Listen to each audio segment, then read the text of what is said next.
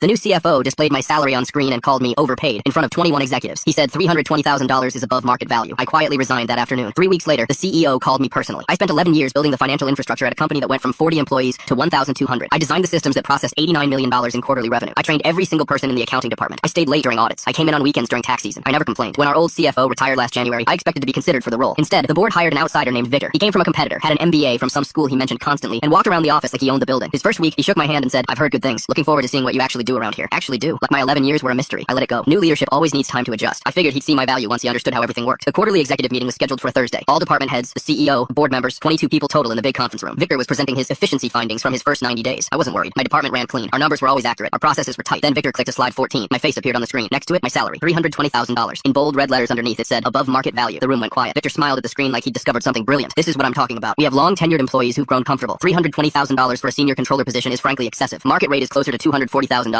That's $80,000 in potential savings right here. He pointed at my face on the screen. 21 people turned to look at me. The CEO frowned but said nothing. A board member nodded slowly. Victor continued, "I'm not saying this person isn't valuable. I'm saying we need to have honest conversations about compensation alignment. Loyalty shouldn't mean overpayment. Overpayment. 11 years of building everything he was standing on, and I was overpaid. I didn't react. I didn't argue. I didn't defend myself in front of 21 people who were now wondering if I was worth my salary. I just wrote one word in my notebook. Done." The meeting ended an hour later. People avoided eye contact with me in the hallway. Victor walked past and said, "No hard feelings. It's just business." I went back to my office and typed my resignation letter. 2 sentences. Effective immediately. Personal reasons. I emailed it to HR, CC'd Victor and the CEO, packed my personal items into a box, and walked out at 3:47 p.m. Nobody stopped me. My phone rang 6 times that evening. HR, the CEO's assistant, Victor himself. I didn't answer any of them. The next morning, I got a text from my colleague Dana. "What happened? Victor's in your office going through files. He looks panicked." I didn't respond. See, what Victor didn't know was that I wasn't just a senior controller. I was the only person who understood our entire financial system. The custom software we used, I helped design it. The integration between our accounting platform and our CRM, I built a bridge. The quarterly close process that took other companies 2 weeks, I got it down to 4 days. And none of it was documented. Not because I was hiding anything, because I was always too busy doing the work to write manuals for people who never asked. Week 1 without me, they couldn't close the books. The software threw errors nobody understood. Vendors didn't get paid because the approval workflow was stuck. Dana texted me updates like a play-by-play. Victor screamed at the accounting team for an hour. Nobody knows how to fix the reconciliation module. Week 2, an audit notice arrived. Standard stuff, but they needed historical documentation that only existed in folders I'd organized. Victor called me 4 times. I declined each one. Week 3, the CEO called personally. "We need to talk." I let him talk. He said Victor had made a mistake. He said the board was concerned about operational continuity. He said they wanted me back with a raise, with a better title, with an apology. I asked one question. "Did Victor suggest this, or did you?" Silence. Then I did. "Victor is no longer with the company as of this morning." I let that sit for a moment. "What happened?" "He couldn't close the quarter. We missed a filing deadline. The board lost confidence." "So you fired him after 3 weeks because he couldn't do what I did for 11 years? Yes. I thought about it. I thought about Victor's smug face on that Thursday. I thought about my salary in red letters. I thought about 21 executives staring at me like I was a line item to be cut. I appreciate the call, but I've already accepted another position. The silence stretched longer this time. "Can I ask where?" "A company that doesn't display employee salaries in executive meetings and call them overpaid." I hung up. "My new job pays $365,000. The CEO there called me directly after hearing I was available. Turns out my reputation in the industry was solid, even if my old company forgot. Last week, Dana told me they're still struggling to close last quarter's books. They hired 2 consultants at $400 an hour each. They've spent more trying to replace me than my salary cost them." Victor's on LinkedIn now, listing himself as open to opportunities. His posts talk about leadership and building high-performing teams. I don't comment. I don't need to. Some lessons cost more than $80,000 in imaginary savings.